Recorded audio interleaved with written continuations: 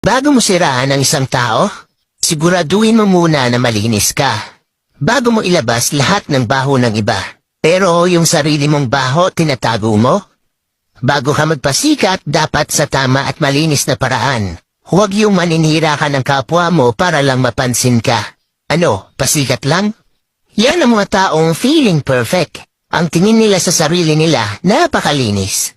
Lahat ng tao may bad side. Kaya manalamin ka muna bago ka manghusga. Madami ka namang nagawang mabuti pero sa isang mali, di na nakikita yung nagawa mong mabuti sa kanila. Ganon talaga yung mga taong kulang sa pansin. Kahit mali sa mata nyo at labag sa paniniwala nyo, wala pa rin kayong karapatan manghusga ng kahit sino. Hindi nyo alam kung ano ang pinagdaraanan sa buhay ng bawat tao. Lahat tayo ay nagkakamali.